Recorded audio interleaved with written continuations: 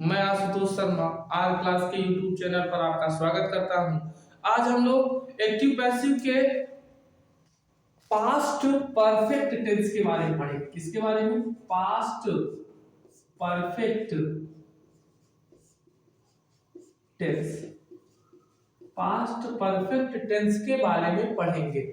आइए देखते हैं पास्ट परफेक्ट टेंस होता क्या है। देखिए, जब कभी भी वाक्य में चुका था, चुकी थी, चुके थे, दिया था, दी थी, दिए थे, लिया था, ली थी, लिए थे, आए, तो वाक्य होता है आपके पास पास्ट परफेक्ट टेंस का। पास्ट परफेक्ट टेंस का एक्टिव वॉइस में सहायक क्रिया है। पास्ट परफेक्ट टेंस की एक्टिव वॉइस में सहायक क्रिया होती है हैड और वर्ब का थर्ड फॉर्म। हैड और वर्ब का कौन सा फॉर्म?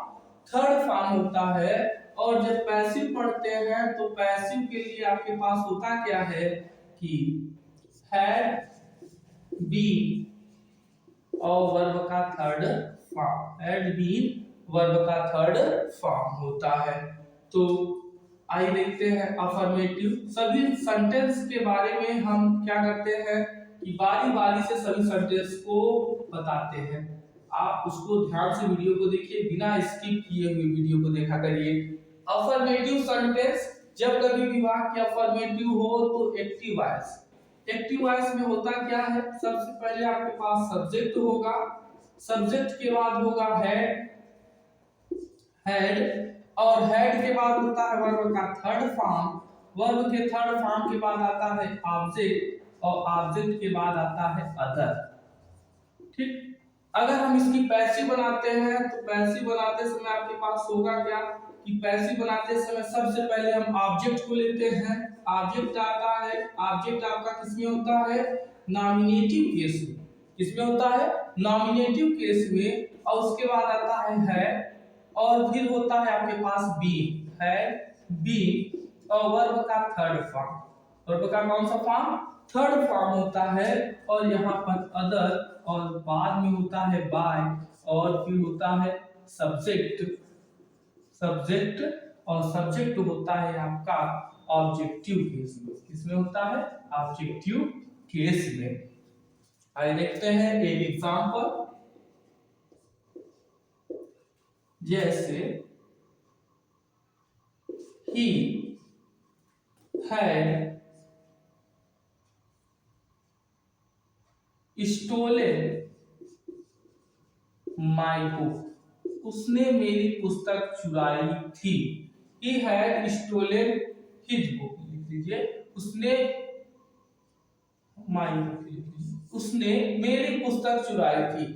तो यहाँ पर क्या हो जाएगा? He had stolen my book, his book, their book, कोई भी लिख सकते हैं। तो आपके पास क्या हो जाएगा?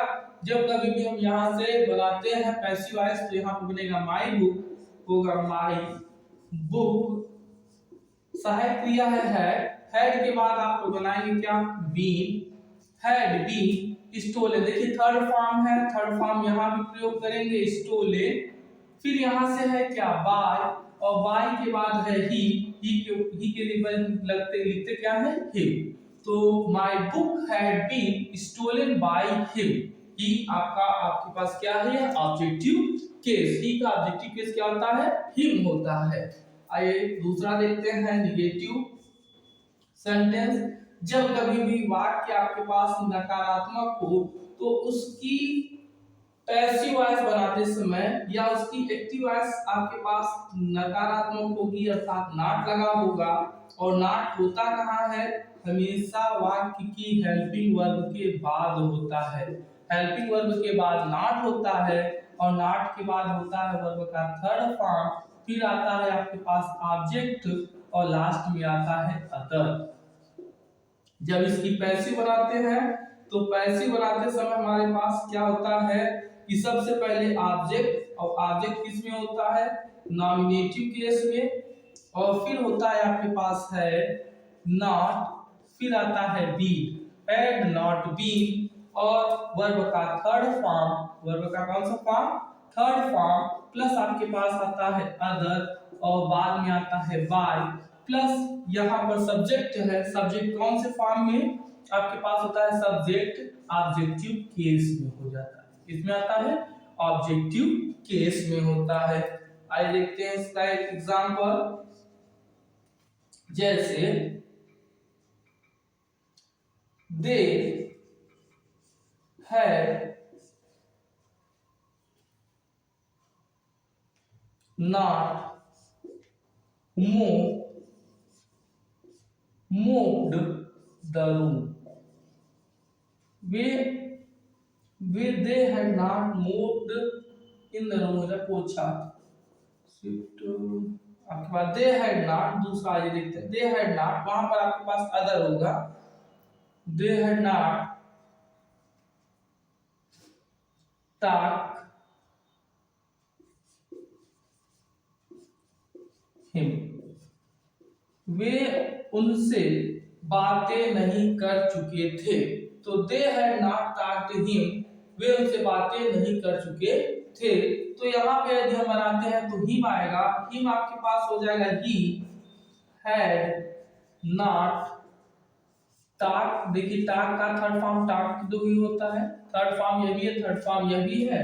टॉक्ड यहाँ पर बी लगाते हैं, they had not been talked by, they है, दे यहाँ पर आएगा तो क्या हो जाएगा देम हो जाता है।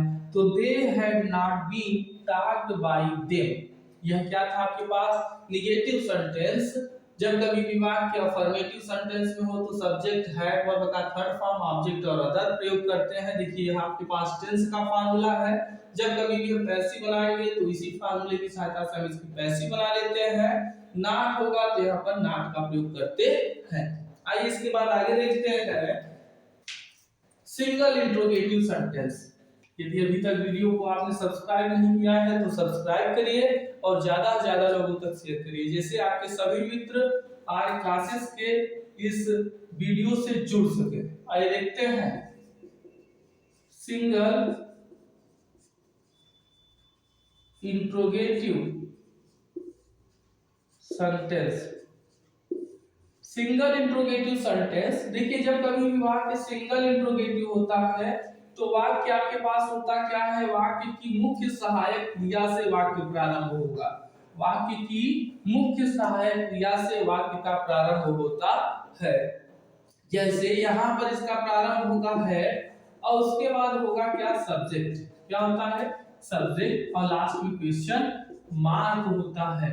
यहाँ पर यदि इसको करते हैं तो है प्लस आपके पास होता है ऑब्जेक्ट, और ऑब्जेक्ट किस में होता है नॉमिनेटिव केस में आता है, ऑब्जेक्ट आपका नॉमिनेटिव केस में होता है। आगे देखते हैं, देखिए यहाँ पर हुआ क्या कि हैड, यहाँ पर जो आपके पास वाक्य प्रारंभ होगा हैड से होगा जैसे हैड ही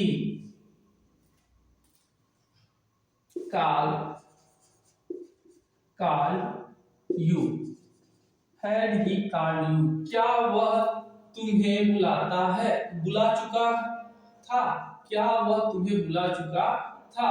तो यदि इसका हम अनुवाद करते हैं या इसकी पैसिव वॉइस बनाते हैं तो हैड को हैड ही लिखा दे देते हैं और यू आपके पास कहा जाता है यहाँ पर सबसे पहले आ जाएगा और उसके बाद बीन हो जाएगा और कार्ड को कार्ड ही लिखेंगे और फिर आपके पास अदर है नहीं तो फिर लिखेंगे बाय और ही आपके पास कहाँ हो जाएगा इधर और ही को लिखेंगे हिम, ऑब्जेक्टिव केस। ही कौन सा, ही का ऑब्जेक्टिव केस क्या होगा हिम होता है। तो यह क्या था आपके पास सिंगल इंट्रोगेटिव सेंटेंस। जब कभी भी वाक्य सिंगल इंट्रोगेटिव सेंटेंस में होता है तो वाक्य के प्रारंभ में आपके पास हैड होगा और यह सहायक क्रिया होती है। मुख्य सहायक क्रिया मतलब हैड है क्योंकि पास्ट परफेक्ट है इसलिए यहाँ पर क्या लगा हुआ है हैड लगा हुआ है। आइए लास्ट आपके पास सेंटेंस होता है double interrogative sentence. Double interrogative sentence होता क्या है कि जब कभी भी वाक्य डबल इंट्रोगेटिव सेंटेंस में हो तो उसका अनुवाद करते समय या उसकी पैसिव वॉइस बनाते समय हमेशा क्वेश्चन वर्ड वाक्य के प्रारंभ में होते हैं और उन्हीं क्वेश्चन वर्ड को हम वहीं पर लगा रहने देते हैं, उसको चेंज नहीं करते। आइए देखते हैं कैसे बनाते हैं। क्वेश्चन वर्ड फिर आपके पास होगा है, फिर आपके पास क्या होता है सब्जेक्ट, और लास्ट में क्या आता है सब्जेक्ट के बाद लास्ट में आता है क्वेश्चन मार्क। एक आपके पास यहाँ पर क्वेश्चन मार्क है, प्लस आपके पास आता है ऑब्जेक्ट सब्जेक्टिव या ऑब्जेक्ट नॉमिनेटिव केस में। किसमें आएगा नॉमिनेटिव केस में, ऑब्जेक्ट आपका नॉमिनेटिव केस में होता है। जैसे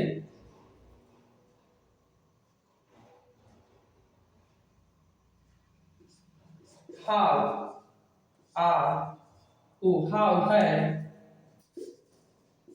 यू रीड द बुक, तुम पुस्तक कैसे पढ़ चुके हो, तुम पुस्तक कैसे पढ़ चुके हो। तो यहाँ पर हम कैसे बनाएंगे हाउ के बाद यहाँ से है के बाद देखिए यहाँ पर आपके पास होगा the book, how had the book, यहाँ पर बनाएंगे क्या be, how had the book be, यहाँ पर रीड का थर्ड फॉर्म रेड आपके पास हो जाएगा यू, तो बाय यहाँ पर क्या आ जाएगा यू, तो how had the book been read by you. तो आपने जाना क्या कि यह आपके पास डबल इंट्रोगेटिव सेंटेंस, हमने देखा कि पास्ट परफेक्ट टेंस में हमने अनुवाद या पैसिव वॉइस कैसे बनाया। यदि आप इसके बाद आपके पास आता है यदि हु आए तो हु, यदि आपके पास आता है तो हु की पैसिव वॉइस बनाते समय हु को हम होम में चेंज करते हैं, और यदि आपके पास होम आता है तो होम को हम हु में चेंज करते हैं, और लास्ट में यदि आपके पास वाट आए तो वाट को हम किस में चेंज करते हैं वाट में ही लगाना नहीं देते हैं, और बाकी आपके पास जो क्वेश्चन वर्ड होंगे वह जो के त्यों रहते हैं, बाकी उनका अनुवाद जैसे किया गया है वैसे ही रहता है। तो सबसे पहले यदि वीडियो आपको पसंद आया हो तो या सबसे अंत में आप फिर कहेंगे यदि वीडियो आपको पसंद आया तो वीडियो को सब्सक्राइब करें, या अगर लाइक नहीं किए तो लाइक करें और ज्यादा से ज्यादा लोगों तक शेयर करें। Thank you.